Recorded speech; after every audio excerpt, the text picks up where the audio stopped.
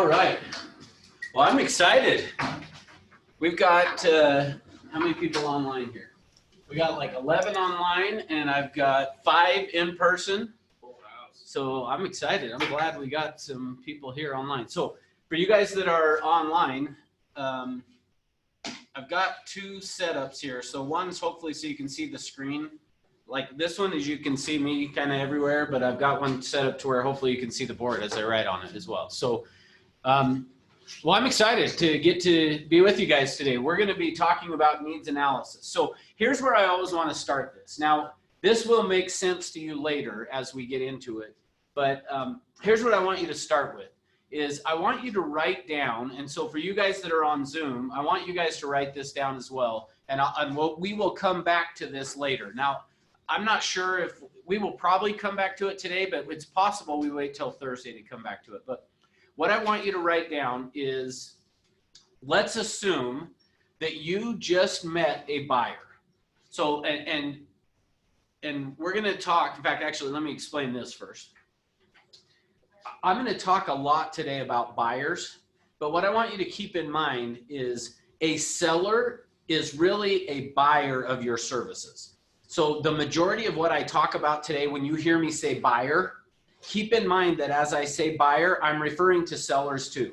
And a lot of times people get lost in that of like, hey, you talked a lot about the buyer. What about the seller? Well, the process is the same. Now we will cover a little bit more detail, the seller side of it, but keep in mind, and throughout the class, I will, if I'm referring to the buyer of a house, I will say the buyer of a house. But if I say buyer, I'm including sellers in that. Does that make sense? Okay, so keep that in mind. But so let's assume now that you have met a buyer of a house, okay? And it doesn't matter how you came across them. Could be an online lead, could be you were cold calling, could be a referral from a friend. Like, I don't really care where they came from. But let's assume that you just met a buyer. So you've scheduled an appointment with the buyer of a house. They have come to the office, and you are now going to be sitting down with them. And I guess technically you could be doing it over Zoom, but let's say that they're at the office. They've come into the office. You have sat down with them. You have now exchanged niceties, meaning, you know, you've chit-chatted for a minute. You've offered them a drink or whatever. You're now going to start to talk to them about buying a house. What I want you to do is write down 2 or 3 questions that you are currently using. So if you have met with clients prior to today, I want you to write down what you currently ask. If you have not met with a client yet, a buyer of a house, write down what you think you would be asking them, okay? So what I want you to do is write down 2 or 3 questions that you would ask that would help you to understand what they're looking for in a home. Does that make sense? Question, Matt? I'm always going to say, have they talked to a lender? But is that something so we were? Yeah. So yeah, let's forget. I mean, you could put that as one of your questions if you want, but ultimately, what I want you to know is what I want you to write down is what questions are you going to ask them that are going to help you know what type of houses to show them or where or what, you know, somewhere along those lines. Like, what questions are you going to ask that are going to help you to know what they're looking for in a home? So I guess I would say leave the lender out of it, because that part, we can assume they have talked to a lender, they haven't, it doesn't matter either way. But just what questions would you be asking that would allow you to know what they're looking for in a home? Okay? And then we will come back to that in a little while. Like I said, I'll come back to it and ask you a few other questions on it. Oh, and for you guys that are on Zoom, if you will please throw your first and last name in the chat box, just so that when I print it off, I know who was there. And every now and then we have one that just says iPhone on it, and I never remember who that is. So if you'll just in the chat box throw in first and last name so that I know you were here and can mark you down as having attended the class. And then actually the rest of you guys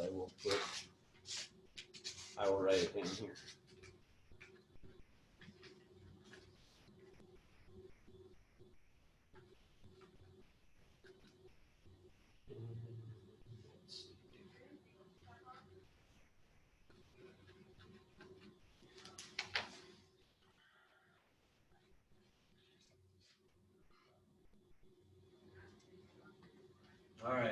think most have, but I'm only seeing like 8 comments. So if you did not, if you're online and you haven't put your name in the chat box, put first and last name just so I can check you off as having been here. All right, has everybody got something written down? Okay, now make sure you know where you wrote that down because we're going to come back to that later on. Now, the reason that I have you do it right now at the start of the class to write that down is because as we start to get into this, you're probably going to change what you would ask as we go through it. And so I wanted you to write it down because part of what I want you guys to see as we go through this is the challenge that most agents have in real estate. Now, your job as an agent, if you guys watched Morning Ascent today, did you catch what Pete said your job is? To be a what?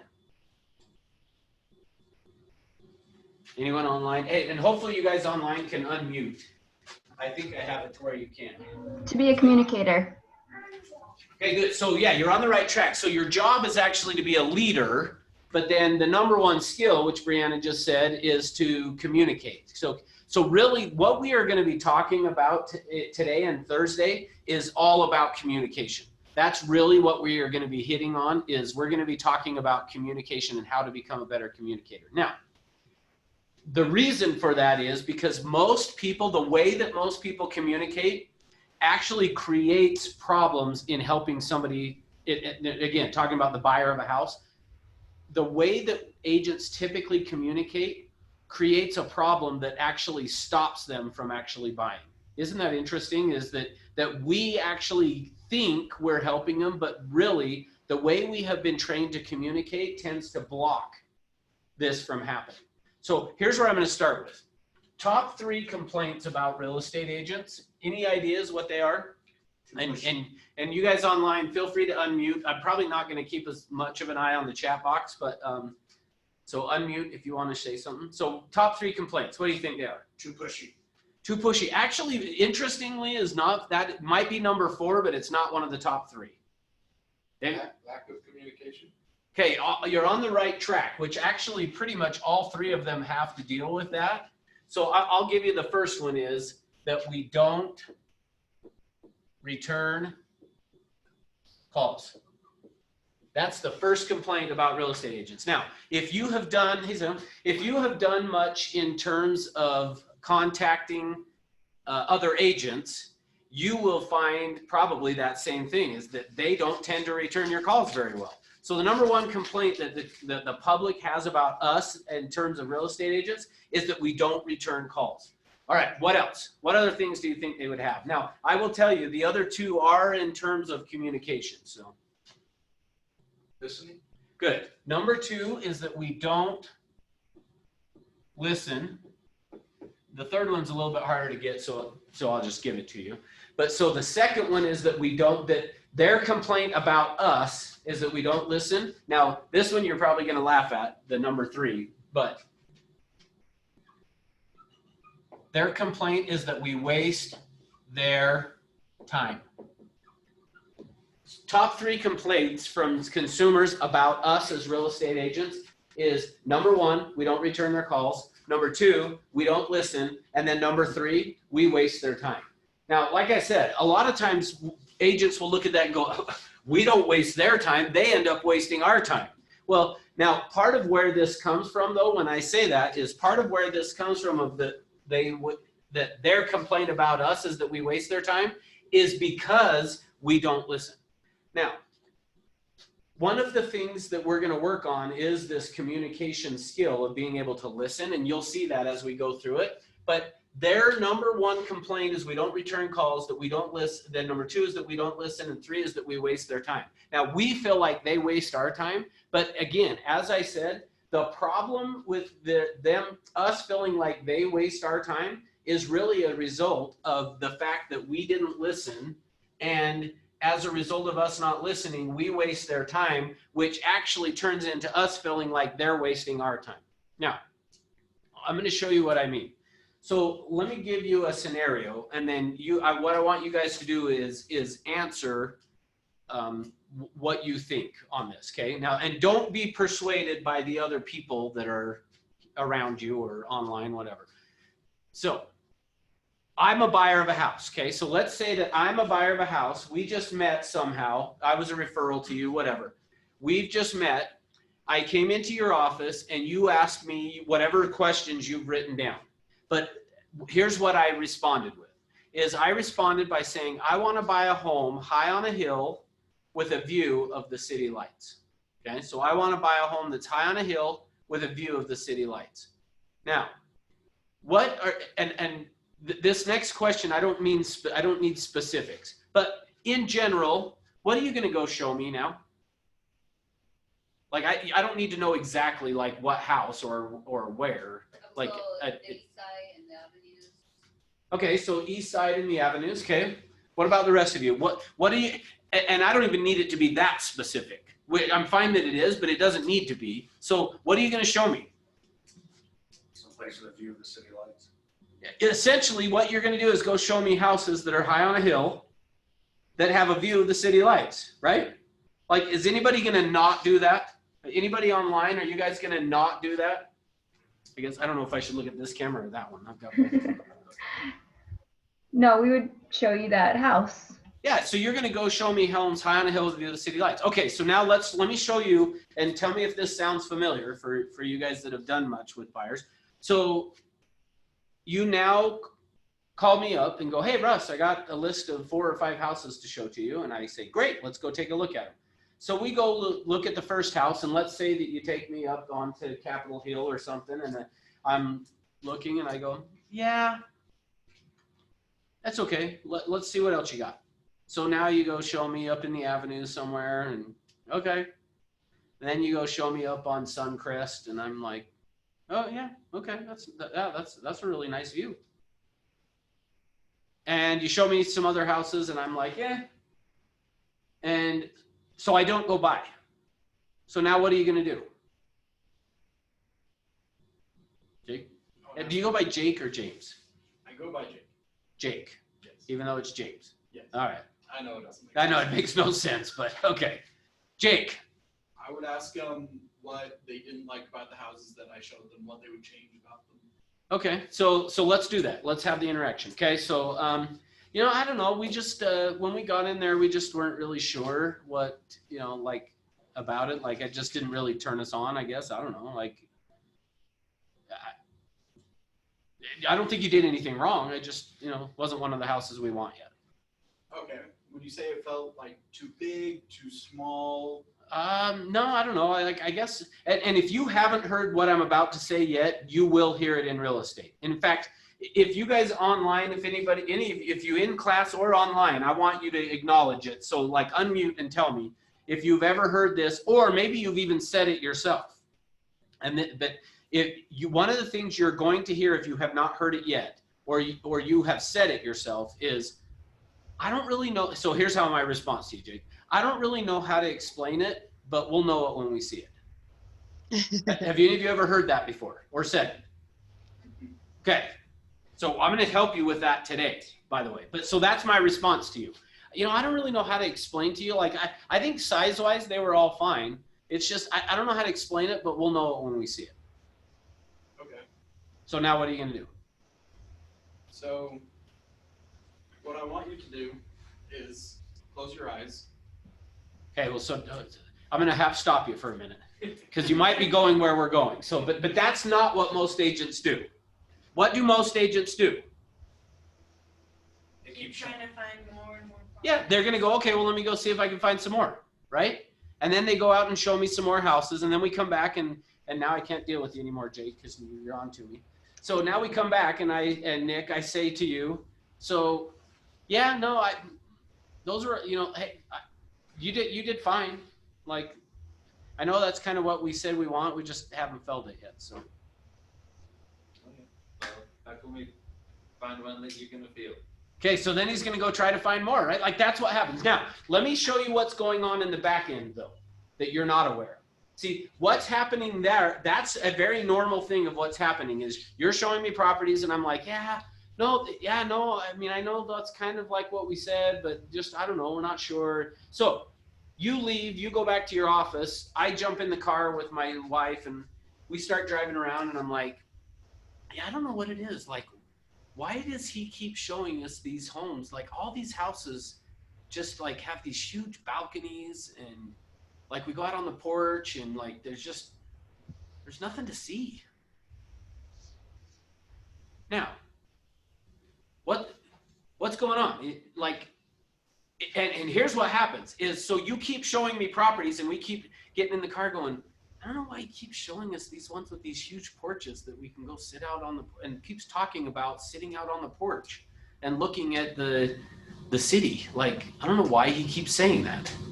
Now, why do you keep saying that to me, Nick? Because that's what you were looking for in the beginning. Because that's what I said that I wanted. Now, but here's what happens.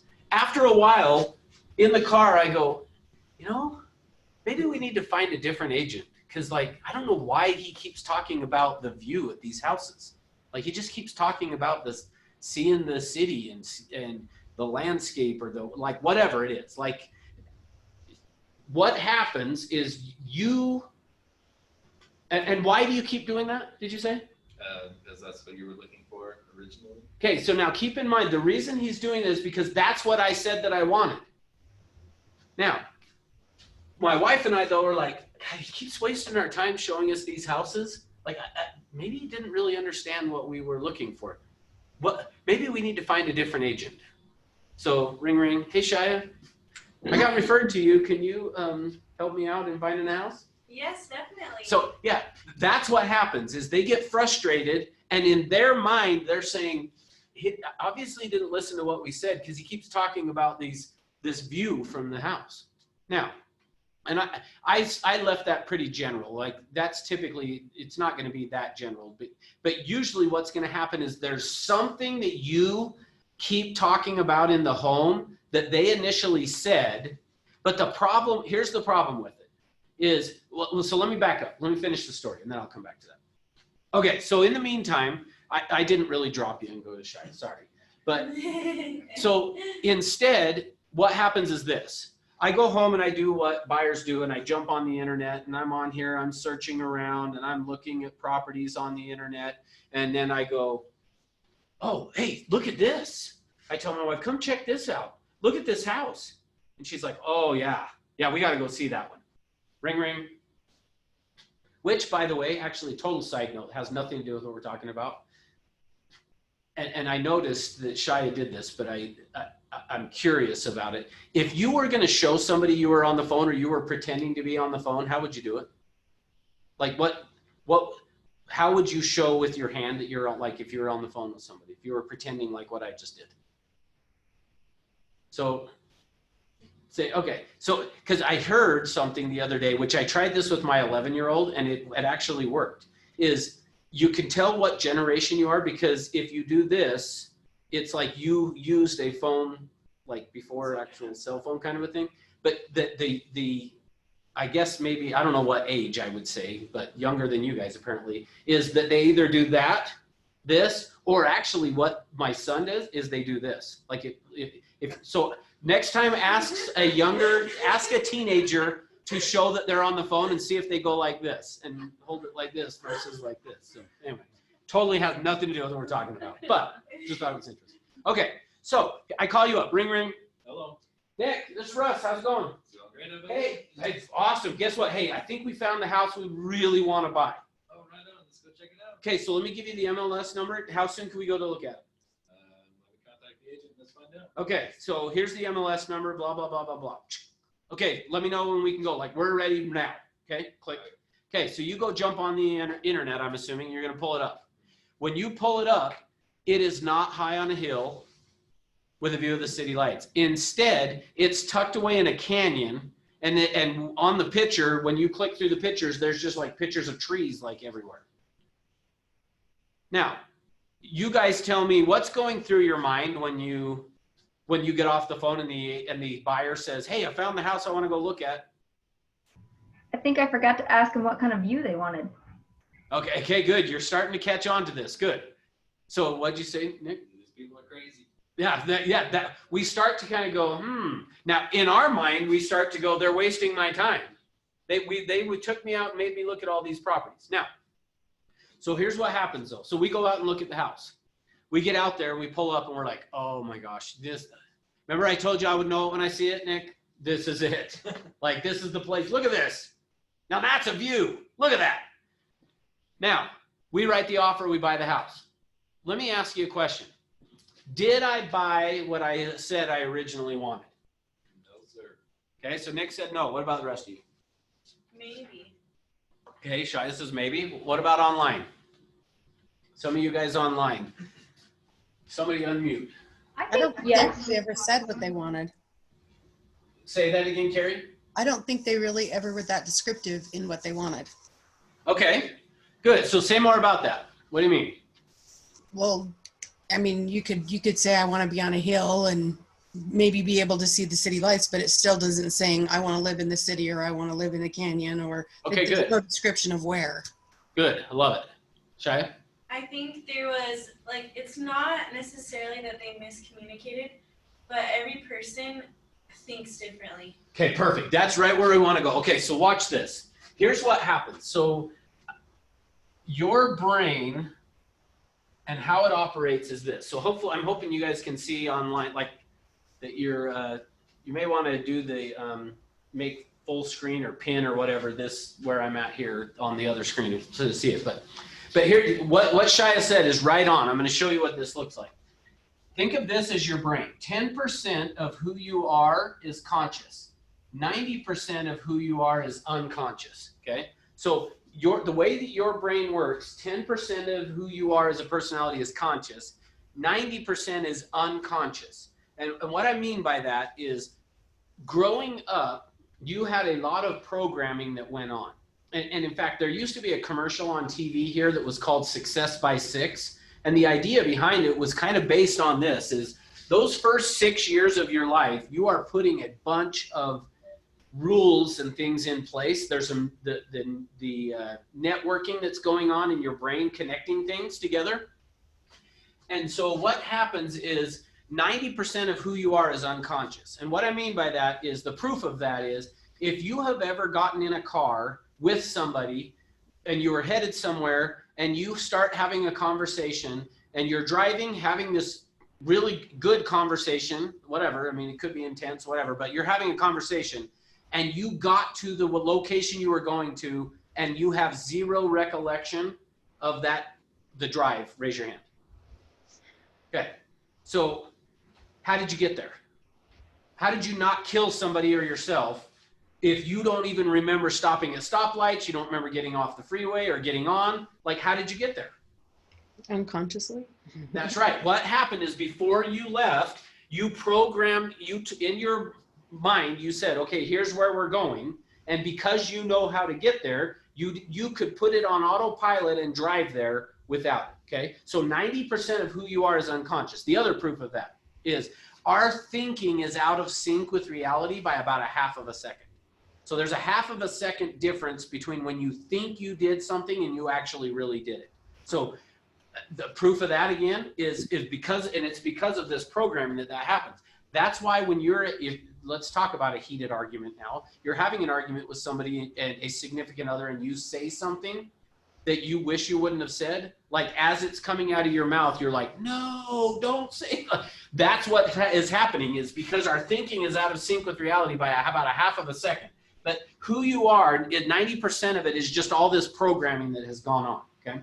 So now, with that in mind, think of it this way. At this 10% level is where things are logical, things are reasonable, things are rational, at the 10%. But down here in the 90% is where the emotion is, okay? So all of the emotion is taking place in the unconscious area of things. Now, and I'm going to say more about this, but when somebody is going to be buying a house, is the purchase a logical or an emotional purchase?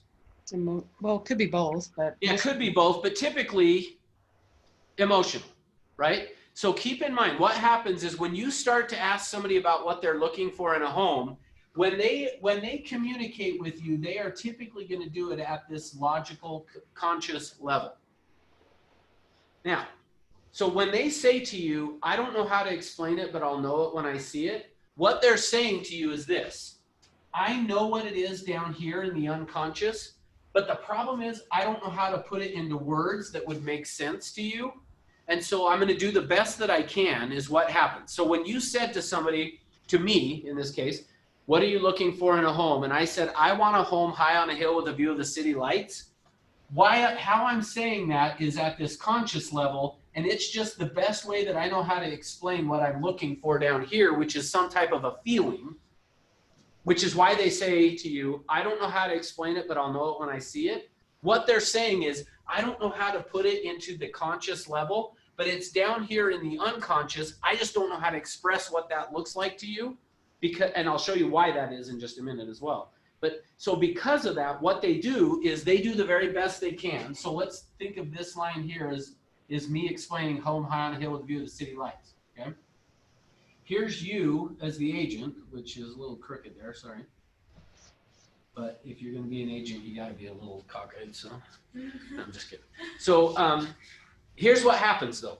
They said, now remember I said to you guys that while we were out looking at homes, Nick kept talking about the view of the city lights. And why did he do it? Because that's what I said. Well, see, what happens is I said it because that's the best way I know how to explain what I wanted down here.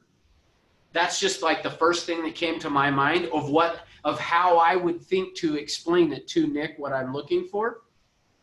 And so, but here's the problem.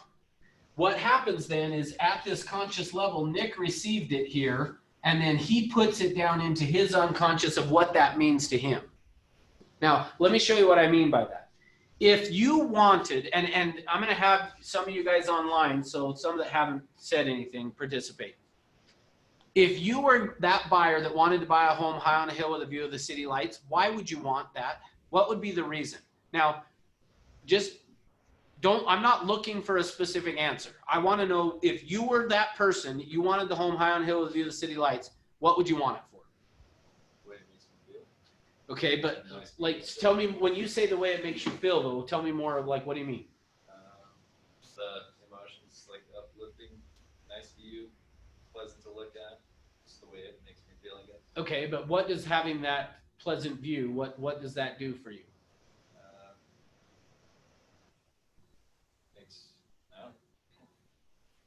I know it when I see it, I just can't explain it. Good answer, okay.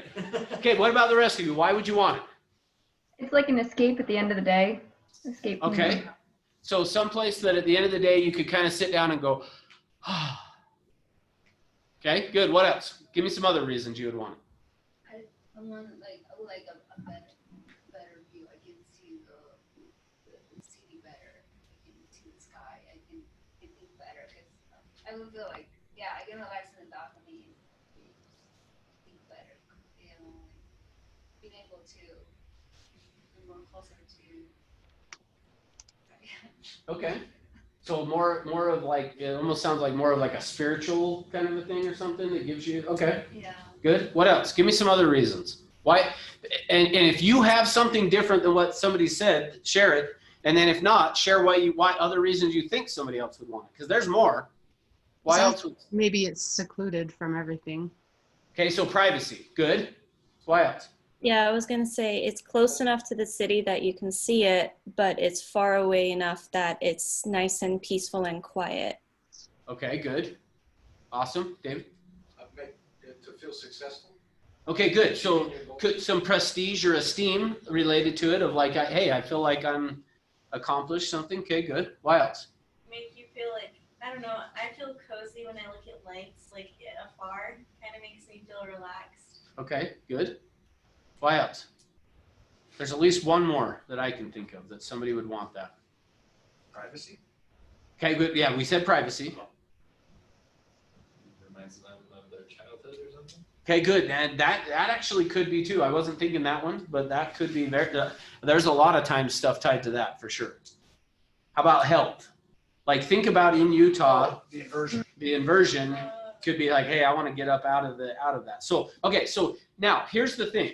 The reason I brought all that up is this, is what I'm trying to have you see is when somebody says, I want a home high on a hill with a view of the city lights, what is going to happen is let's say, and let's use the one I just did. Let's use the for them that it was about the health of like, they just feel like they're breathing clean air. So they say they want a home high on a hill with a view of the city lights.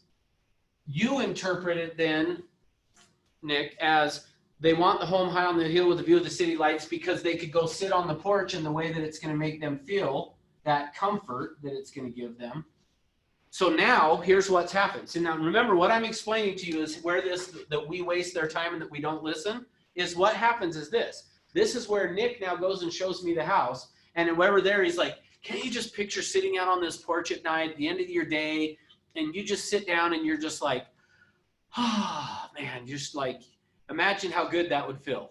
And in their mind, I'm going, well, that's not what I want the house for. What I wanted it for is because of all the fresh air I'm going to be breathing. I mean, you know what I mean? Or let's use the one that Dave brought up, that maybe it's about the prestige and esteem, and you're talking about how good you're going to feel being able to relax at the end of the day. And in his mind, he was like, oh, well, then this is where I'm saying we create the problem, is because in their mind, instead of them seeing it as this would give me the prestige or that esteem of like, I made it, I'm at the top of the pyramid kind of a thing. Instead of that, they're thinking that, no, this house is about sitting out on the porch and relaxing. So then in their mind, they're going, oh, well, then this isn't the place that we really want because I'm looking for the prestige, or I'm looking for the place that I'm going to be above the inversion and not going to have to deal with breathing that bad air and all those things. So what we really need to know is the purpose of the house. Yeah, good. Thank you. That's right. That's where, see, what we've ultimately got to do is we've got to dig down deeper, because what we tend to do is we have these surface conversations. And when I say surface, meaning at this conscious level, and the problem is we know what it means to us, but we're not the one buying the house. In fact, what you're going to hear me say throughout this class off and on is you're going to hear me say over and over and again, is it okay if we let them buy the house they want, not the one you think they should buy? And we usually will laugh at that. Usually I'll get people to laugh and be like, well, yeah, of course they're going to let them buy the house they want. But I'm telling you, we get in the way of that happening a lot because we start interjecting what we think that it means, and we word it differently than how they would word it. And so they interpret it as something different than what we really meant it. And it creates this huge problem that what they do is they go, they're obviously not listening. See, this is where they get the experience of like, okay, Nick's not listening to me because he keeps talking about the view and how good it's going to make me feel. Or let's say it was privacy that they wanted or something. Whatever it is, you keep talking about the wrong thing and they relate it that that's not what it is then. So this doesn't work for me. Maybe the answer is we got to get a new agent because he just keeps talking about it. Now, here's the sad thing. You're doing it for their benefit. You're doing it to try to help them, and you're doing it based on what you heard and what you understood. The problem is we didn't ask enough questions to get it down into this level to figure out what it really is. And so that's what we're going to be talking about, is how do we go through and do that. So go ahead, man. Don't you think, like, I'll give you an example. I was working with some new buyers that was an SOI. And at first they wanted a place with land. They wanted almost 2 acres. The house wasn't that important to them. They wanted somewhere between. And as we started looking at houses, some of the factors changed their mind. The price of the land, right? The price of property and the houses right now in Utah, right? So it seemed like they kept shrinking the land, and the house changed as we were doing our search. Now they wanted some more time to kind of get things ready, but maybe by setting them up like on a hot sheet where they're seeing the homes come in, they can kind of give us a better idea what they're looking for too. Does that? Okay, so yeah, thank you. That is typically the approach yes, we want to do that early on. Like, here's how I would say it. That you use that as a way to get an appointment to do what I'm going to teach you in today. You're going to use hot sheets and searches as a way to get an appointment to help take them through the process I'm going to show you today. Because if you will take them through this process, then is when they're going to figure it out. So, and I'm going to answer your question, but that's like kind of that's where we're headed. We're just not there yet. So I'm going to take you to the next step of this then, based on what you just said. So hopefully, yeah, you guys should still be able to see this. All right. So I'm going to do a working model basically of what your mind looks like. So this one was kind of the 90-10 thing. The way that your brain stores information. So what I'm going to explain to you now is why they say, I will know it when I see it, but I can't explain it to you. Like, I don't know how to explain it, but I'll know it when I see it. I'm going to show you why that happens now, okay? what happens is this. Your brain stores information in these discrete locations. So what happens is this. It puts the decisions in one area. Sorry, I did that wrong. It probably doesn't matter, but this is just how I usually do it. It puts the pictures in one area, the decisions in another area, and the feelings are stored in another area. So think of it this way. What happens, and this, the way I'm showing you up here is not really how it works, but it's easier for you to understand it if I explain it this way. The way that your brain stores information is when you have an experience, it will then take that experience and it compartmentalizes it. And it puts the pictures in one area, the decisions you made about it in another area, and the feelings are in a different area. So basically the reasoning being like, that's how you're able to get through and not constantly be stressed or whatever, is because your brain is going to take all of the pictures and put them in one area, the decisions put them in another, and the feelings and put them in another area. And so that all the information is still there in your brain. It's just the reason you don't remember everything at all given times every second of the day is because it's stored in these compartments, basically. Now, in actuality, the way that it works is it's really messy. Like it's just all over the place. But just think of it as the pictures are stored in one area, the decisions in another, and the feelings in a different area. Now, what we are looking to do is to create something called crystallization. So I'm just going to put it as a C here, but crystallization. Crystallization is the moment when all of these things reintegrate and come back together again. Okay? So what happens is this. When somebody says to you, I know what I want to buy, but I don't know how to explain it to you, what they're saying is all the information is in here, but it's stored in these discrete locations, and I don't know how to bring them back together so that I can explain to you what it is that I want in a home. Our job, so really this is where our job becomes to help them figure this out. Your job is going to be to create crystallization. Now, here's the thing. I'm going to give you some really good information throughout this class over today and Thursday, but here's the thing I want you to keep in mind. If you forget what I just said, you're missing the whole point of this. So you're going to get some really good information from what I'm going to teach you, which is good and important, but the purpose behind it is to cause what?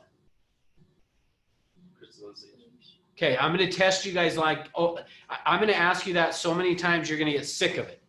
Is the purpose of what I'm going to be teaching you is all about causing crystallization.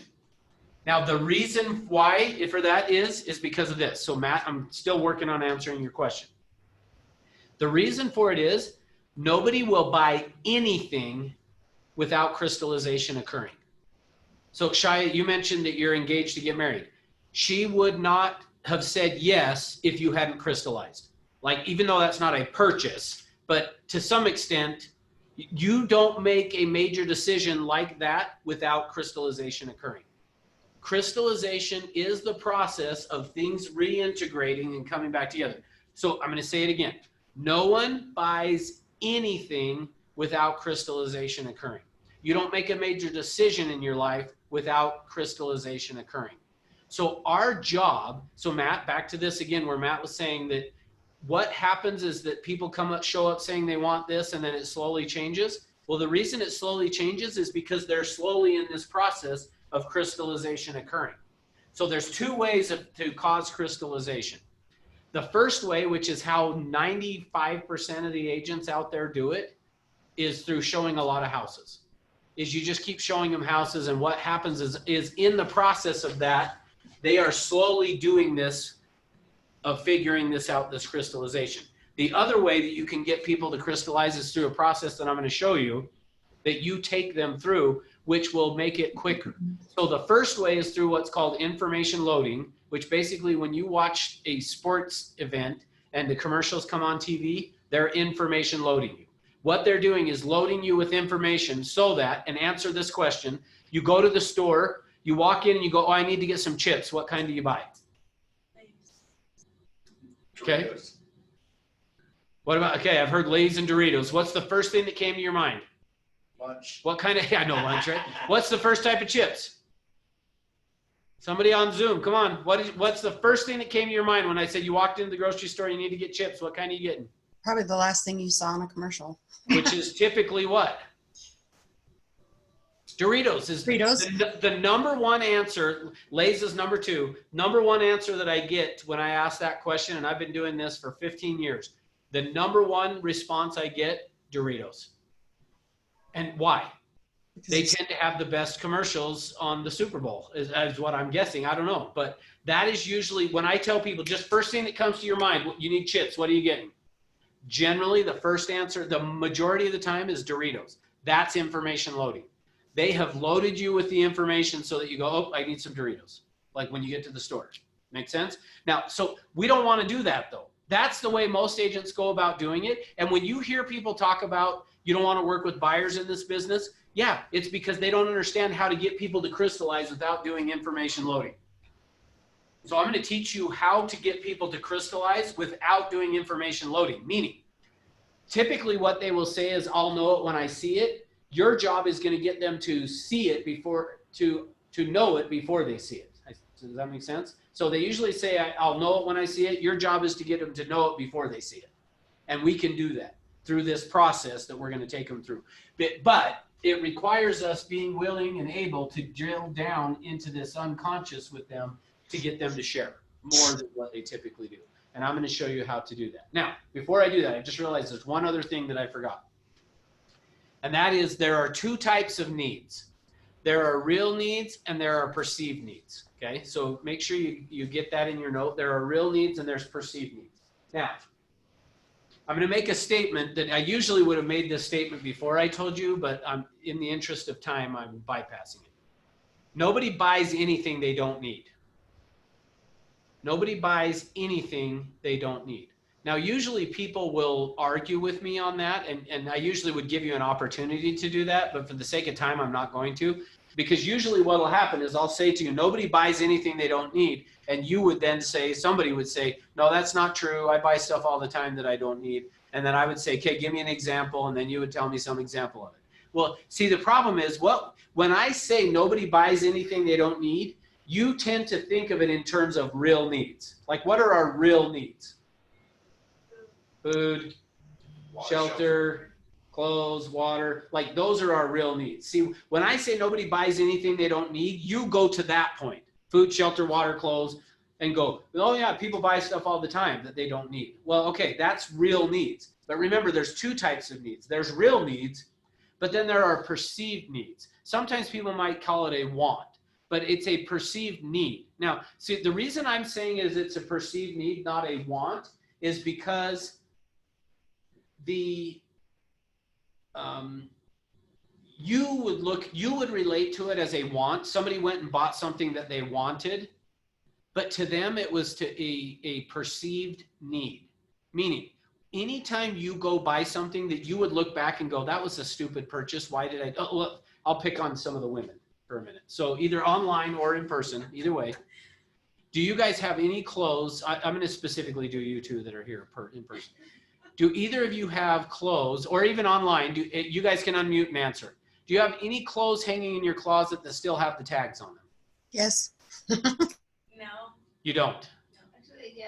I buy something and then I'm like, no, I don't like it. I don't want it. So I return it. Okay. So why, now I always have to ask women because the guys typically don't do this, but why do you buy clothes that are hanging in your closet with the tags on them? So Shia, you don't apply, so don't answer. I'm just kidding. You know, I Online. just Okay, go went ahead. shopping and I was talked into 2 pieces by a salesperson, and I got home and I was like, I don't even like these. Okay. So why'd you not take them back? I'd already taken the tags off. Oh, okay. So here's the thing. What I'm saying to you, and guys, we have our own version of this as well. I picked on the ladies, but we have our own version. Ours are usually motorcycles or something, golf clubs, who knows, something like that. There is some need going on in the unconscious that you are not consciously aware of that says you need to buy that. And quite possibly it is the fact of just, I can afford to do it, so I'm doing it. Like might be the need you're satisfying. So, but just kind of think of it that way. If you will keep in mind, nobody buys anything they don't need. Every time somebody buys anything, it is to fulfill either a real need or they feel like there is some perceived need that is causing them to do it. Because if they didn't, you hold on to stuff for that same reason. You don't throw it away because you feel like there's going to be a perceived need down the road for it, okay? So, which I don't want to get too deep into that. But just keep in mind, the purpose of what I'm teaching you guys is to create what? Crystallization. Okay, good. I'm telling you, I'm going to keep testing you because here's the thing. 3 months from now, 6 months from now, if we were sitting in a class and I say to you guys, why are we doing a needs analysis? You're going to forget to say crystallization. And the reason I'm going to keep pounding it on you is because if you forget that that's what it's about, you'll get a lot of good information, but you're still going to waste a bunch of your time showing them properties that don't work for them. You got to understand the purpose of what I'm teaching you is to create crystallization, because until someone crystallizes, they're not going to buy. So your job is to create crystallization. The purpose of you doing a needs analysis with a buyer or a seller is to create crystallization, because they will not make a decision until they do, until they've crystallized. All right. So there's real needs, there's perceived needs. Nobody buys anything they don't need, and nobody will buy anything until crystallization has occurred. Good? Any questions? All right. Let me go to the, I'm going to do a demonstration now then. So then I guess I should have waited a little bit. Do you guys have any questions? I asked that and then I immediately started talking again. Sorry. It's because I'm so good at explaining that there's no questions. Okay. All right. So I'm going to show you now. Now here's the thing. So what's the purpose of us doing a needs analysis? Crystallization. To cause crystallization. And why is that important? To buy. Because they're not going to buy until they do. And remember, when I say buy, that means list their home if they're a seller. They're not going to buy until they do. Now, here's the problem. The way that you and I have been trained to communicate actually blocks crystallization. The way that you and I were trained to communicate, the way we grew up, we were trained to communicate, blocks crystallization from occurring. Now, I'm going to show you what that looks like here in just 1 second. So, who is willing to come up and interact with me on this? All right, I'm going to get a different marker that I haven't touched the other end of because we're all worried about germs and stuff. So, all right, so now what we're going to do is Shia and I are going to play a game. The game we're going to play is pass the baton. Okay, so this is the baton. Okay. Now, the rules of the game are this. The only person that can talk is the person holding this. Okay? Okay. You just lost. I'm just kidding. I'm just teasing. But so now what I want you guys to pay attention to though is I'm going to have you ask me the questions you had written down. Do you remember what you wrote down? Okay. I'm going to have you ask me the questions you had written down, and then you're going to hand me this, and then I'm going to answer it, and then I'm going to hand it back to you, and then you'll ask me the next question and hand it to me, and then I'll answer it. So I want you guys to pay attention to not just what we say, but watch the body language that goes on as we do this communication. You ready? Let's try to trap you again. Okay. What price range are you looking for in purchasing your home? We're not quite sure. We haven't been qualified yet, but I'm guessing we want to be somewhere in the 600,000, 700,000, 800,000. How many bedrooms and bathrooms would you like? So we probably want at least 4 bedrooms and 3 bathrooms. And how many square feet are you interested in purchasing? Probably somewhere around 4,000 square feet. That's all my questions. Okay. All right. Give her a hand. Thank you. All right. So what'd you guys notice? Their answers were, like they said, 600 to 800. Well, that's a pretty big gap. Okay. Price. What else? What else did you notice?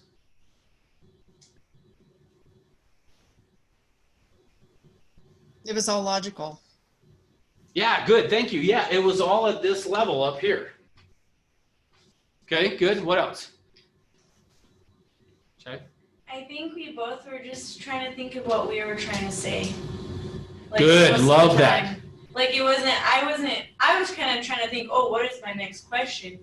And then Thank you. I should have been paying more attention to what you were saying. Okay, good. Thank you. I hope you caught what she said there, because that is just it. Is typically what happens is we are more worried about the next question. This happens in all conversation, by the way, not just about a house. But we're more worried about the next question we're going to ask instead of listening to really what they are saying.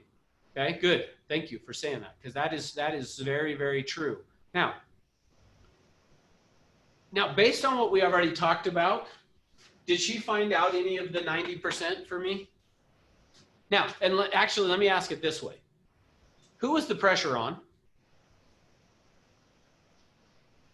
Yeah, for what? Come up with the next question. Now, how much talking did I do? Very, very little, right?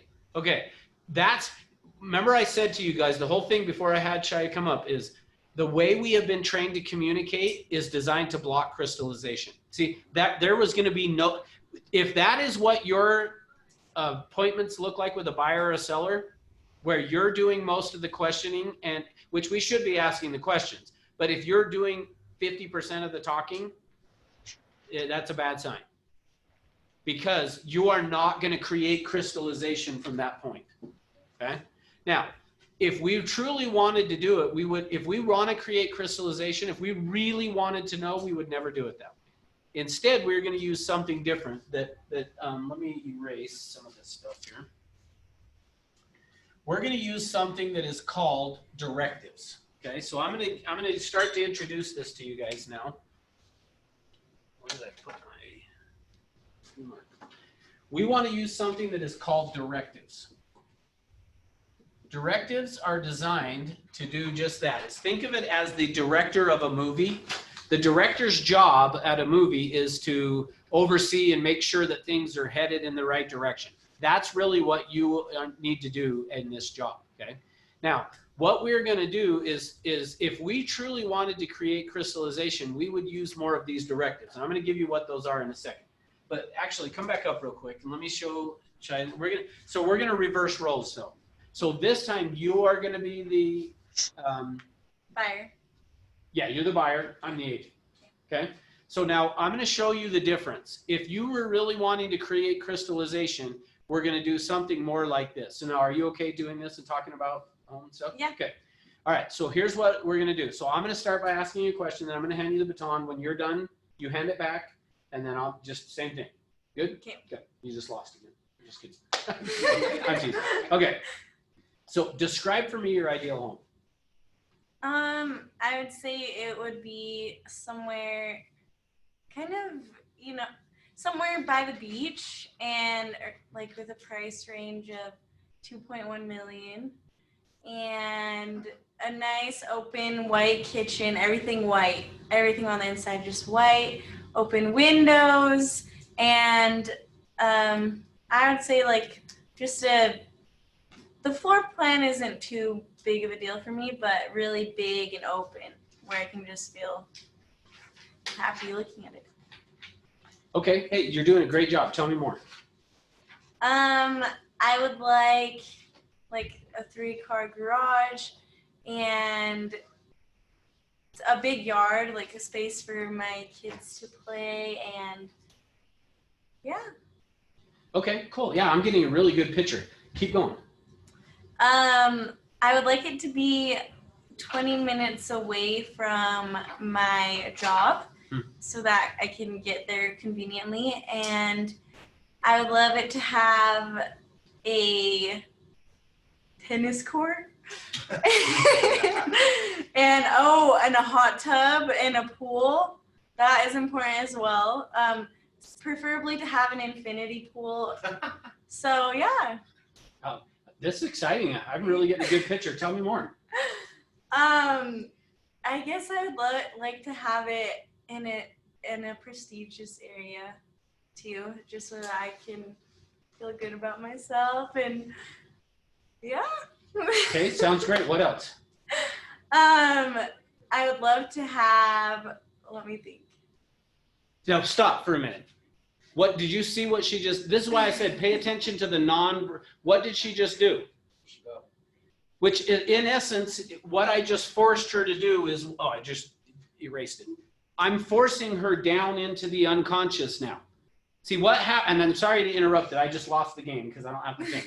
But notice what happened is by me doing what I'm doing here, I just forced her. See, she was kind of just making stuff up along the way, but all of a sudden right there is where she went to like, okay, now I'm going to really go and access what those other parts, here's where she's now. What she just did was started to access where the pictures and the decisions are at.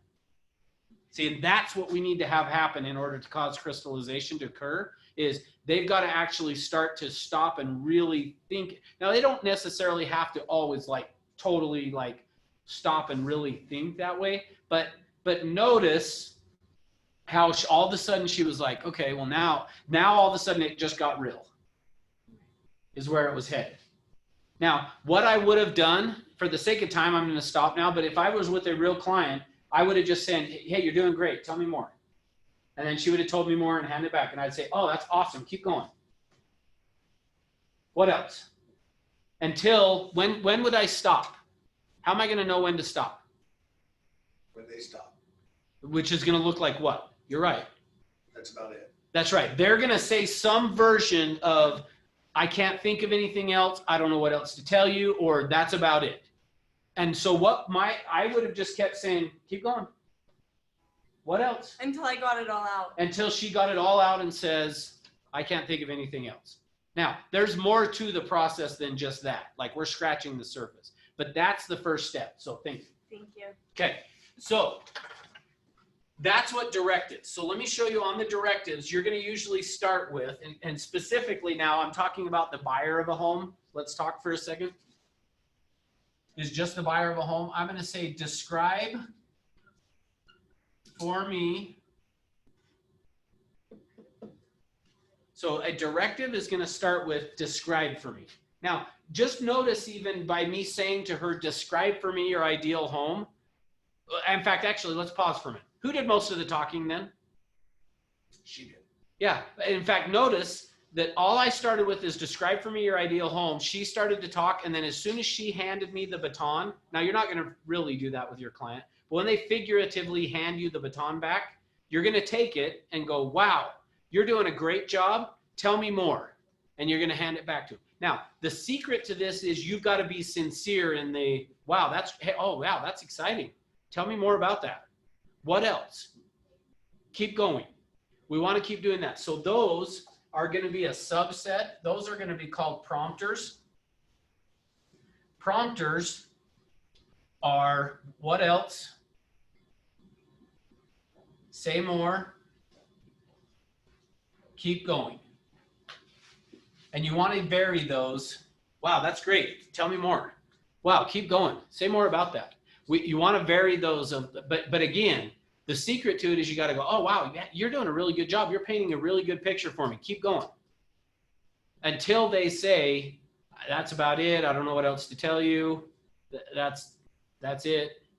Some version of that is you're going to keep doing this. So directives are describe for me, or tell me about,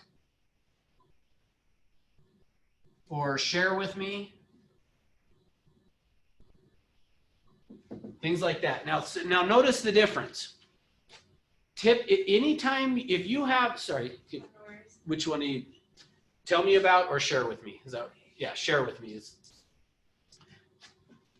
Now, if you notice the difference, and I'm not picking on Shia, meaning like every one of us, this is how we've been trained to do it. So like, I'm not picking on her because I could have had any one of you come up here, except for maybe Jake, based on where he was starting to do the close your eyes thing. But yeah, I'm like, I'm not closing my eyes in a training. I did that once. No, everybody left. So we want to be careful with how many beds, how many baths. you know, those type of, if the questions start with that, guess what kind of response you're going to get? 3, 2, 1. Versus if I say, describe for me, see, keep in mind the way that your brain works is like a computer. Just keep in mind your brain works like a computer. And as a result of that, it is going to respond according to the information given. And I did, this is where I did the other day with you guys, would you rather ask a giraffe or a turtle? If you remember that, like the brain is like a computer. It's going to respond according to the information given. So if you will say to somebody, describe for me, they are more likely, I'm not saying it's 100% going to work, but they're more likely to tell you more detail than we want 3 bedrooms, 2 baths, and a 2-car garage. Now, but let me actually pause for a second on that. It is not uncommon though, when you say to somebody, describe for me your ideal home, for them to say 3 bedrooms, 2 baths, 2-car garage in this price range, in this city. Now, why? Why would they explain it to you that way? They might be an analytical person. Okay, and they think that's what you want to hear because they were trained to communicate the same way you were, and they think that you just need the bullet points and that you're good to go. But as soon as if they do that, I do 3 bedrooms, 2 baths, 2-car garage, hand them back to Baton and say, great, what else? Then what you'll usually notice is, now, Shia is not a real buyer when we were up here doing that, meaning like you're not thinking of buying a house right now, are you? No. Okay, so as a result of that is why she was making stuff up. And it wasn't until but notice I just kept what else, keep going. And eventually when she ran out of fun things to say, she was actually going to start to actually dig down to really tell me what she would have wanted in a home, is where she was just headed to. Okay, so just keep in mind with a real person who's thinking about buying a house or selling their home, and you say to the buyer of a house, describe for me your ideal home, they may start with 3 bedrooms, 2 baths, 2-car garage because they think that's what you want to hear. But the moment that you go, hey, that's great, what else? Now you're telling them you're interested and you want to learn really more, and it's probably going to have them go, huh, well, let's see. And then you're going to notice they are going to kind of look off somewhere else is typically what's going to happen. It may be up, down, sideways, whatever, but you're going to see them go, well, we want to have a da-da-da-da-da-da. Now, let me tell you what will typically happen. Remember, what are we doing this for? I just gave you a hint. Crystallization. I'm glad Shia's got it down. The rest of you guys, what is going on? Including Zoom. Everybody unmute yourself real quick. What are we doing this for? Crystallization. Crystallization. Awesome. Good job. All right. That's right. It's to cause crystallization. Now, let me tell you, I'm going to give you some hints of how you'll know crystallization is starting to happen. The first one is what you saw is they're typically going to do some manner of looking up, down, sideways. Like everybody's got their own version of it. But they're going to either look down, they're going to look up, or they're going to look sideways. And typically, the other thing you'll start to notice is they'll start to talk with their hands. Is usually they're going to start to kind of go, well, up over here would be this, and then down here's that, and over here would be this, and I'm going to have they'll start talking with their hands. Now, again, this is not everybody, but for the most part, when they're starting to get into, when you know they're starting to access this part of the brain, you're going to see it in some physical features of their eyes and their hands starting to, like, you'll tell that they are like picturing it in their brain. And usually when they're picturing it is when they're going to start to kind of go, well, in this room, I would have this, or the bedroom would be over here, and the kitchen would be down there, and this is over here, and that's going to, like, they're picturing it at that point. Does that make sense? You follow me? If you're clear, say yes. Yes. Oh, no, okay, 2 people said yes. Okay. So what about the rest of you? Yes. Okay, you're clear? All right. Now, so think of it this way. This is how probably I want you to start to think of it, is the directives are going to get them to access where the pictures are. So think of it that they are designed to get them picturing it by you saying, okay, what else? Keep going. Tell me more. So you're going to start it with describe for me your ideal home. They're going to then start to they're either going to start to describe it like she did, or they're going to do the 3 bedrooms, 2 baths, 2-car garage. Now, to some extent, personality style is going to play into that. What do you think Shia's personality style is? Really mean. No. She's expressive as they come, right? Yeah. She's an expressive. So of course she's probably going to give me a little bit more. Versus David, I would say, is an analytical. And if I said, so describe for me your ideal home, David. Big backyard. Yeah, like I'm going to get short stuff like 3 bedrooms, 2 baths, big backyard. But here's the good news. I can say, great, what else? Now, what may happen is he may still only give me bullet points. It is possible that you come across somebody that is bullet point, bullet point, bullet point, bullet point, 3 bedrooms, 2 baths, 2-car garage, big backyard, large kitchen, updated appliances, and that's great. Because guess who's in charge? I know that's kind of a loaded question, but who's in charge, really? Yeah, The client. Your job is to do what? To communicate. To direct them through your communication, to lead them to what? Crystallization. All right, now we got one person that got it. I'm a failure as an instructor. I got one person that got it. Why is that important? Because it saves us time in the whole buying process of showing thousands of hundreds of homes. Okay, good. It That's helps about them you. understand what they actually are really wanting, And why is that important? because it saves us time, because then we understand as well. Okay, good. I'm going to say the same thing I just said to Matt. That's about you, Saves them. which is not bad. That's not a Well, bad it thing. saves them time too. Okay, good. What else? Our job Jake? is to get them what they want. So we're getting them what they want. Which, yes. See, I'm trying to get you guys to say crystallization without Oh, straight out saying crystallization. it. But why is it important that they do that? Crystallization. Because they're not going Yeah, to. they'll not buy without crystallization. That's right. From now on, any question I ask, if you just say crystallization, you're probably going to be good. Nobody's going to buy until they do. They are not going to buy or list, if it's a seller, they're not going to buy or list until they've crystallized. It's not going to happen. So our job is to get them to crystallize. And the way that we have to do it is through our communication. So we're going to use describe for me your ideal, for the buyer of a house, describe for me your ideal home. We're going to then let them start to talk. And here's the hardest part about this. This is what's funny. So Shia brought up earlier about like trying to think of the next question. You know what the hardest part about this is? Not saying anything. Just be quiet. That's the funny thing is, like, typically you put your pressure on yourself. I got to think of the next question. In this, the hard part about it for you is going to be to not say anything. Because once you say, describe for me your ideal home, don't say another word until they figuratively hand you the baton back. When they figuratively hand it to you, then you're going to say, hey, now, so the other thing I guess I would add over here to this prompters is I'm going to put it up here as PF, but it's positive feedback. You've got to be giving positive feedback along the way. So you've got to be saying to them, hey, that's great. And the other thing you can do, remember I said just be quiet? And remember the game was you can only talk if you're holding the baton. As long as they haven't handed the baton back to you, don't ask another question. And again, it's figuratively handed it back. But don't say anything other than, I am okay with positive feedback. Meaning, so when Shia said to me, if she said that I want the home to be in a gated community and $2.1 million, I could just go, oh, wow, great. Like you can do that. Like as part of your conversation with them, you can go, oh, interesting, fascinating. Oh, that, wow, yeah, interesting, huh? That's okay. But what you're going to want to do though, is that they're going to say, I want to gated a community in $2.1 million. And you're going to be like, okay, but so what area, what neighborhoods are you wanting to be in?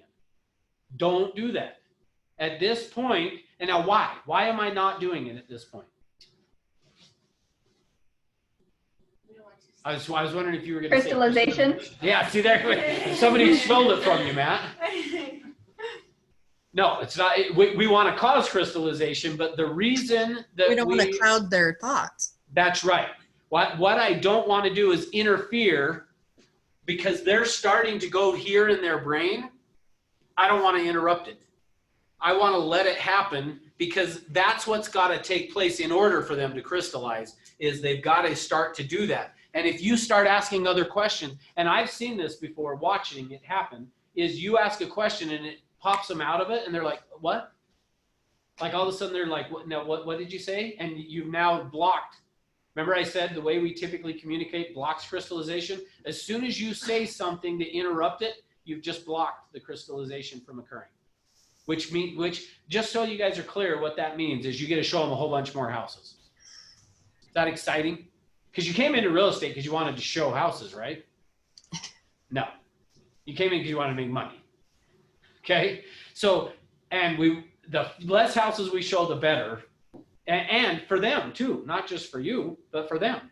So don't interrupt them. When you say, describe for me your ideal home, be quiet until they figuratively hand you the baton. When they figuratively hand you the baton, you can say, great, what else? Or tell me more. Keep going. But you got to use this positive feedback. So think of it as the way, we do a lot of training around making sure that you are repeating and affirming. Now on this, the repeat and affirm is going to be more of a, oh, wow, yeah, that's great. Tell me more. So you're not going to necessarily go back and, because like imagine with Shia, when I said, describe for me your ideal home, and she explained quite a bit. How am I going to go, okay, so you want to have a wow, that's great. Like, that's not what we're going to do. Instead, and we haven't talked about this yet, but I'm going to give you guys on Thursday a paper that you'll use to keep notes. What you're going to do is keep notes of what they're talking about. So the keeping of notes is kind of in place of the repeating because they see you writing it down, so they know you're listening. Does that make sense? Okay.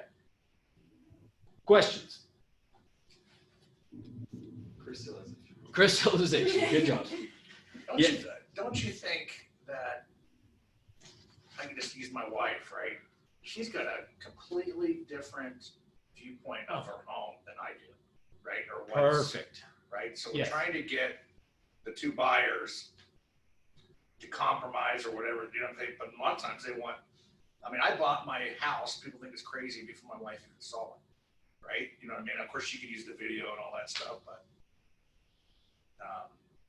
she would like a house with a wraparound porch, right? We don't have something like that, or we definitely wanted a one story, right? Not to have separate floors and stuff like that. But it's almost like sometimes you find the right house, or your things change as you're going through the buying process too, right? I don't know. Okay. So there's a question contained in that you didn't really ask, that you asked, but I'm not sure that everybody else realized that you asked. Did you guys pick? What's the question he really was asking? Do people's wants change along the buying process? Okay, so that's one of the questions. There was another one actually. Is it different with couples? There you go. That's right. So essentially, is that kind of what you were wanting to ask? Right, because you're actually having 2 points of crystallization on. Good, thank you. Perfect. Yeah, which you just remind. Part of what I need from you guys, for sure, ask questions throughout this class, because there is so much to this, and there are some pieces that, like, I probably would have forgotten to say this if you had not said that. So thank you for asking the question. Here's how it works. Think of it this way. So in fact, I don't know, can you guys just see on the main screen well enough without, because I'm going to draw on this part of the board over here. So hopefully you guys can see it. If not, I'll try to figure it out for you. Just draw big. What? Just draw big. Yeah, that's what I'm trying to do.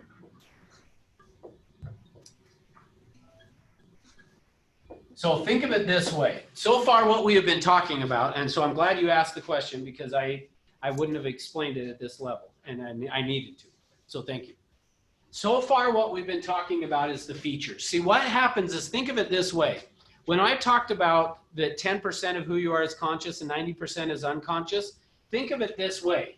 This is the 10%, but this is the 90%. 10% is the features, but 90% of what they're buying is the benefit. So think of it that way.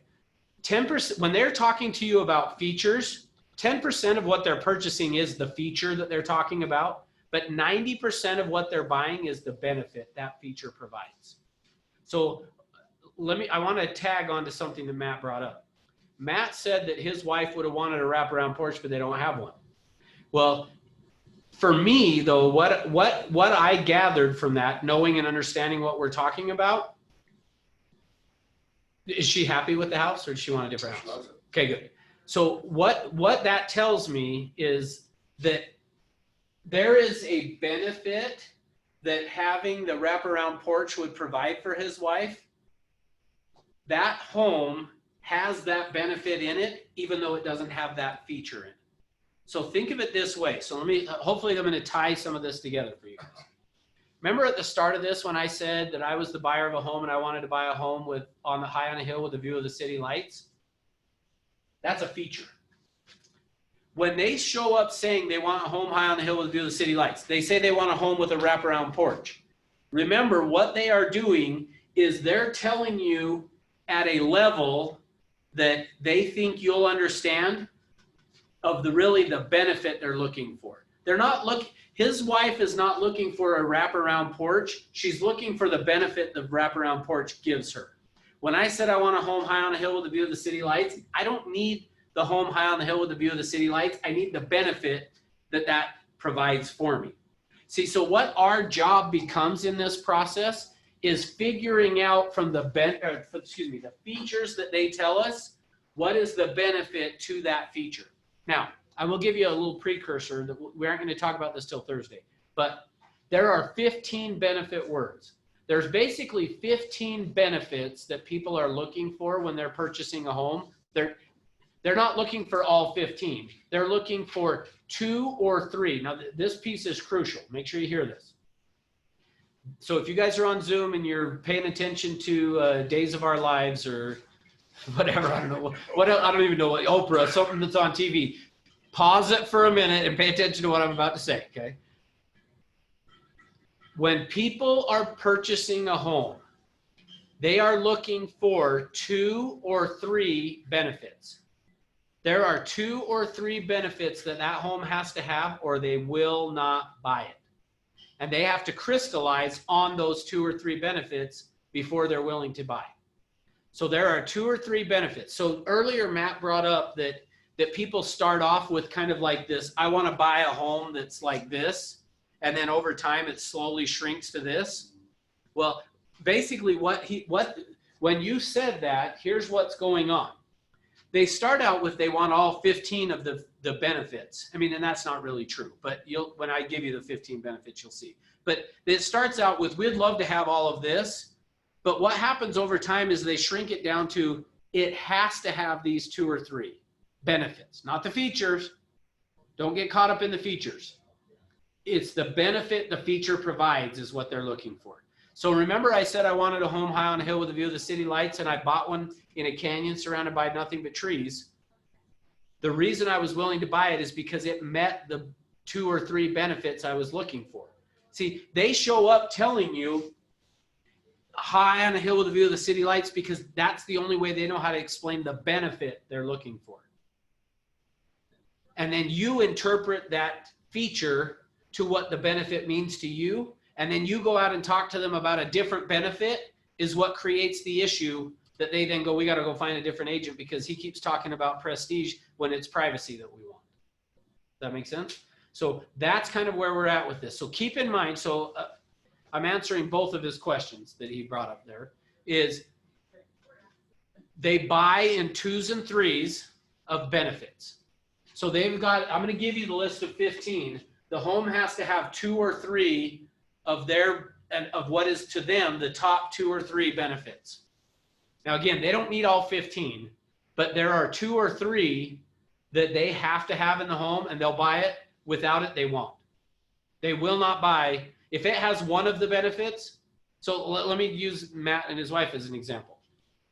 And granted, she bought it without seeing it, but let's say she had been here and you guys were both going out and looking at homes, and it had 2 or 3 of her benefits and one of yours, you would have said, nope, we're not buying this house. You go to the next house and it has 2 or 3 of yours and one of hers, she would say, nope, we're not buying this house. But as soon as you can find one that has 2 or 3 of both, they'll buy it. That's the way that this works, okay? So your job is to figure out what are the top 2 or 3 benefits they're looking for each. So here's how it works. Is it's got to have his top 2 or 3 and her top 2 or 3, and then we got to bring it together. Now, sometimes people will go, well, man, that's going to be impossible. Well, no, it's not, because people buy houses all the time, and they don't know this process. So instead they go through information loading until what happens is they come across one that has their 2 or 3 and their 2 or 3. So your objective is to figure that out before you go out and look at houses so that you don't have to go look at. See, here's where it'll save you time. Once you find out that somebody wants, I don't know what to use as a thing, a benefit of privacy, and you understand what that means for them. And then what happens is they call you up and go, hey, we saw this house online. We want to go take a look at it. It allows you to go to say, now I know one of the things you were really concerned about was privacy. And just so you know, on this one, the neighbors are looking right into the backyard. I mean, like, I'm just kind of somewhat making it up, but you'll be able to stop them from going and looking at houses by saying, one of the things you said you wanted was this. And one of the things I've noticed is that this house doesn't have that benefit. It's not going to provide that benefit for you. Are you sure you want to go see it? And occasionally they may say yes, but a lot of times they'll go, oh, yeah, no, we probably better not then. But now you're not doing that to disqualify it. It's just, why go out and look at a house that's not going to work for them? Once you have taken them through this process, you'll understand it enough that you don't need to go out and show houses that aren't going to work for them. Does that make sense? So does that answer does that bring up any other questions for you guys? On average, like, I know this is kind of like an interesting question, but how many homes should you show them? Or like, is there anything right or wrong with that? Yeah, good question. So no, the answer is no. There's not a set number. Right. But here's what I would say is, you should be able to do it. If you are doing this right and they have crystallized, you should be able to show them fewer than 10 products if they've crystallized. If you're showing, so here's what I'm saying. If you're showing more than that, that should be a sign to you they haven't crystallized. I got to ask some more questions to help them to crystallize. Does that make sense? Yeah. So now I'll give you actually a quick example of this. So this process that I'm training you guys in, I learned it 20 years ago is when I first started learning this process. And I had flown to the Bay Area in California, and I went to a training that had like 6 people. Like it was, we got more than that online, but in person here, it was about this size of a class. And I remember going through it and being so excited about it, and 2 things from it. One is I came home and I sat down with my wife and I was like, all right, I got to show you what I learned. And I was like, all right, describe for me your ideal home. What else? Keep going. What else? Keep going. And at one point she goes, this is weird. If you did this to me, like I would never buy a house from you. And I was like, oh, so it scared me. So I like called up the guy that trained me in it. And I was like, I think I must have done something wrong. And he's like, and we haven't talked about this yet, but he said, well, did you ask for permission? And I was like, it's my wife. I don't have to ask for permission. He's like, no, you got to ask for permission. So one of the things we'll talk about on Thursday with this is, before you take somebody through this process, there is a permission script that I'm going to give to you that you need to ask them for permission. And it just sounds like this is, so if I were doing it, I'd say, so Nick, in order for us to determine whether or not I can help you, I've got some questions that I need to ask you, and some of them may be personal, maybe things you haven't considered. Is that going to be okay? Yeah. And they're going to say yes. Now I've got permission. Now you can ask away. Well, see, I didn't do that. And here's the other thing. My wife wasn't in the process of buying a home at that time, so she was like, this is weird. Now, but let me tell you what, so it was scared me. But then when I called the guy and he goes, just get with a real client and do it before you make any judgments. And I said, okay. So I got a real client. They came to my office, they sat down, and I took them through just exactly the way I'm going to teach you guys this. And I said, describe for me your ideal home. They did. What else? Keep going. Tell me more. What else? Oh, that's great. Yeah. Oh, interesting. Wow. Okay. Yeah. Tell me more. Great. Tell me more. Wow. That's great. So I got done with all of that. I said, okay, let's go out and look at houses. I lined up 4 houses for them to go look at. We jumped in the car, we drove up, and I still know exactly where this, like, I don't remember where every house I've ever sold was. I remember exactly where this house is because of this experience. We drove up, and I remember we parked. So here's the house. I parked the car right here. I'm driving. Remember at Crystallization, they start doing this is the kind of stuff you do. And let me tell you what, for real, guys, what is going on right now is I'm picturing this in my mind as I'm telling you what happened, okay? So we're sitting in the car. We pull up, I park. Now, this home was so new to the market, there wasn't even a sign out front. So we parked the car, I put it in park, and the husband was sitting here and the wife was sitting behind me. We pulled up and we parked, and he turns and he says, "Is this the house?" And I said, "Yep." And so now I'm him. He "Is this the house?" "Yep." He turns, looks over his shoulder at his wife, and she goes, "Yep." And they go, "This is the house." They haven't seen it yet? We have not even gotten out of the car yet. And he goes, "This is the house." And I was like, but now I'm so new to this though, and I was like, well, hold on, like, let's go inside and make sure. So we get out of the car, and even, like I said, this made such an impact on me. I still remember that I went to the front door and there was no key box. So there was a carport on the side of the house. So I walked over to the carport, got to where the door is on the carport, and there was the key box. So I unlocked the key box. We pulled the key out. We walk into the kitchen, and again, I walked into the kitchen. They walked in with me, and he looked around, looked at her, and they go, "Yep, this is the place." And I was like, well, hold on. We've still got 3 more houses to go look at, so don't decide yet. Now, I would never do that today. Today, I'd be like, great, let's go write the offer. But I was like, well, hold on. So we went and looked at the other 3 houses, and they were like, no, we want to buy the other one. And I was just like, are you sure? Like, I didn't say that, but I was thinking. Went back and, like, honestly, I have had 2 times in my career where I've shown them one house, and they were like, yep, this is it. That's how you know that that's how you'll know they've crystallized. When you do it and take them through the process and they've crystallized. And now, granted, if I had shown them one of the other 3 first, I probably it would have been the 4th house or whatever that we went to. But that, like, they knew it before they saw it, so that when we saw it, they were able to go, yep, this is exactly what we just described to you. Like, it was, I will tell you, it hasn't worked that flawlessly every time. Like, I'll be honest with you, but that first time I did it was like dot the I, cross the T, perfect, exactly how it's supposed to play out. And I've had that happen a few times where it's, like I say, it's not the first house, but it's one of the first houses that I show them on that, 3 or 4. And you'll see as we get more into this that you're able to distill it down to what are the benefits. Now, here's the key. In fact, we'll kind of wrap with this and then we'll stop for today. Once the problem that we have, the example I used before where I had Nick showing me houses, he kept talking about the feature. That's where you get yourself in trouble. Once we land on a benefit, so think of it this way. This process is always going to start with the feature. Then we're going to take from the feature to get to what the benefit is. Once you land on what the benefit is, don't talk about the feature anymore. Talk about the benefit. Because it's the benefit they're buying, not the feature. Now, the feature satisfies the need, the benefit, the feature, but it's like I said, I could buy the home high on a hill, a view of the city lights, or I could be tucked away in a canyon. My need was still met either way. So it wasn't the feature of high on the hill. It was the benefit of privacy or prestige or what. Because see, if prestige is what it was, could you get that in a tucked away in a canyon surrounded by nothing but trees? Yeah. If it, like, as long as it gives for them that feeling of prestige, they'll buy it. See, because it's the prestige they're buying, not the home high on the hill. See, and that's the same way. So let me give you, I'm just going to finish with telling you this story. I went to California and I did this when I was trained in it. In being trained in it, and we'll do some of this on Thursday, is role-playing and practicing it. And I had somebody say to me, describe for me your ideal home. Now, here's what I said. My ideal home at that point, I said, would be on 1 acre of land.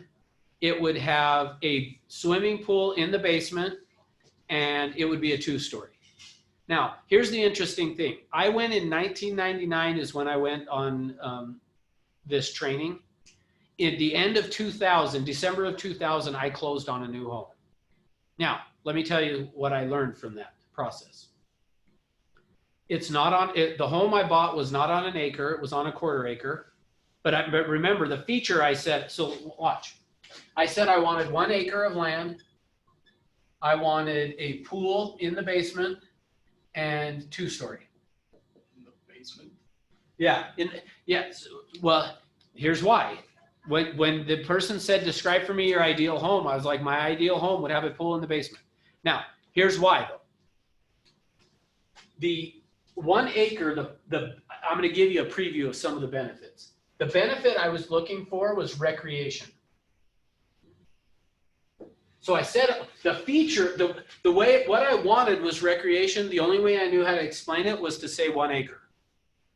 Now, I just told you though, the home I bought does not have an acre. It was a 1/4 acre. But guess what's right outside of my backyard? Jogging trail or something. The neighborhood park, which is probably, I don't know how many acres it is. 5, 6, 7, I don't know. It's a lot. Well, see, here's the good news. It fulfills the need that I wanted. I'm just going to give the best part. I'm just kidding. It's okay. Well, we won't be offended. I'm never offended when somebody gets up and wants it. You should have said close your eyes at least. Okay, I'm close just your kidding. eyes. I'm just kidding. Close your eyes. So it's the benefit that I was looking for. I didn't need the 1 acre. What I needed was I wanted a place to be able to go out, because at that point my son was just getting into baseball, my oldest, and my thought of an acre was I need space to be able to go out and throw a baseball. Well, I have a park right outside of my backyard. See, what else goes along with 1 acre that's not recreation? Yeah, a lot of work. I didn't want all that work. My wife still today says she wants an acre. And I'm like, I don't want an acre. I want a townhouse now. Like, I don't want to do any yard work. So, but the beautiful is I don't have to do all the maintenance. I'm on a 1/4 acre. I don't have to do the maintenance, but I still have the benefit. Okay. Now, pool in the basement. The reason I wanted it was for, I'm spelling this wrong, convenience, IENCE. I don't know. You get it. If you have bad enough handwriting, then nobody can tell that I spelled it wrong. And here's the other side of it. If you can't spell a word more than 1 way, you're not very creative. So I'm just a creative person. When I spell it wrong, just know it's because I'm creative. All right. So That's definitely I totally screwed that up, didn't I? But convenience. What I wanted, the pool in the basement, I didn't really want a pool in my basement. I don't have a pool in my basement. But what I wanted was convenience. Guess what else is right outside of my backyard? The community pool. See, this is my example of when they show up saying these are the features that they want, it's not the feature that they want, it's the benefit. It was convenience is what I was looking for. When I said I wanted a pool in the basement, what I wanted was convenience. And I don't have a pool in my basement, but I have the convenience. Here's the other funny thing. Prior to that, I would jump in my car and I would drive 3 miles to get to Gold's Gym to go swim laps. And then I would come back out. Now, in the winter, I would jump out of the pool after swimming laps, walk out to my car. It's cold outside. My hair's wet. So imagine as I'm describing my ideal home, I'm thinking, I don't want to have to go do that cold drive in my car that was freezing after I came out of swimming the laps. See, I wanted convenience.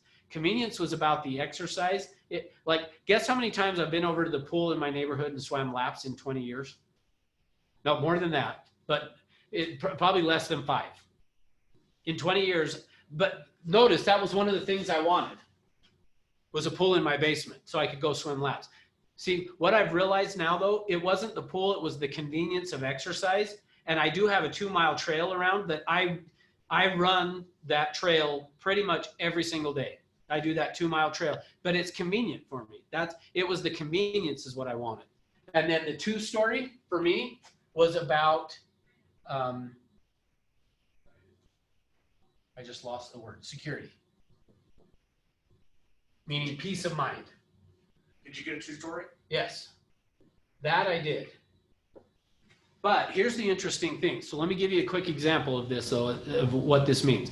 The reason I wanted the 2-story was about peace of mind. And here's what it was. Growing up, my bedroom was in the basement of the house that I was in, and it was on a ground level. So meaning you could stand and see in my window kind of a thing. And for whatever reason, as a kid, this is the kind of stuff that goes on in people's head that they're not going to tell you. I'm going to tell you, they typically won't tell you this. But as a kid, I was always freaked out that somebody was going to climb in my bedroom window at night. So guess why I wanted the 2-story? Security. My bedroom's going to be upstairs. I don't have to worry about somebody climbing in nobody ever did. I don't know why I was worried about it. But as a kid, that scared me. So 20 years ago, as we were buying this house, the funny thing is today I want a Rambler. I'm ready for a Rambler now. But here's the interesting thing. 20 years ago, I wanted the peace of mind that nobody's climbing in my window in the middle of the night, or my kids. And that's probably as much about the kids as mine, but more so because as a kid, I always worried that and I don't know why, I had no reason to. It's not like, to my knowledge, I don't remember that happening to anybody I Well, knew. it's kind of like, but I don't like split levels, right? So I go to I don't split either. levels, and it's like, not that I'm trying to push them away from it, but some people like them. I don't know. Well, but what you're saying is right on, Matt. See, I'm the same way. I don't like the split entries. And guess how many I sold before I went through this training? Not very many, because I would say stuff like this. So Anna, you don't want a split entry, do you? See, that's the kind of stuff we do. Remember I said, is it okay if we let them buy the house they want, not the one we think they should have? Yeah. That's how we do it. That's how we put our opinions on. You wouldn't want a split entry, would you? No. Oh, okay, good. Now, then they go buy one. And I had, what? Those are my favorites. They are your favorite? Yeah, but notice she still said no. So, but that is what happens though, is like you say to somebody, now you, Nick, you wouldn't want a split entry, would you? See, we say stuff, no. I remember doing that with a client, and then they came back later on. They told me they wanted a home that was not a split entry and had a 2-car garage. Well, guess what? I would have only bought at that time. 2-car garage and not a split entry. See, somehow I put it into them to give back to me that's why I say, is it okay if we let them buy the house they want, not the one we think they should get? That's exactly what we're talking about. All right. Questions? Okay. Well, thank you for being here. So what we'll do is on Thursday, we'll kind of pick up on this, and I'm going to take you through the rest of the process, because so far all we've talked about is the pictures. We got to go through and talk about the decisions and the feelings side of things still. And I'll give you the 15 benefit words, and we'll go from there. So, okay. Thanks for being here. Thanks for being online, guys. Sorry, I didn't check the chat box. So let me see.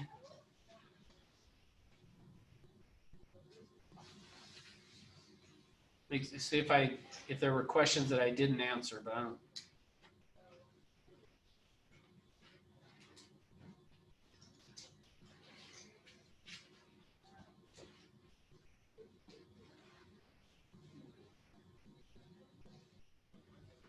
Cool. Okay, thanks guys. We'll see you on Thursday, 10 o'clock Utah time, 9 California.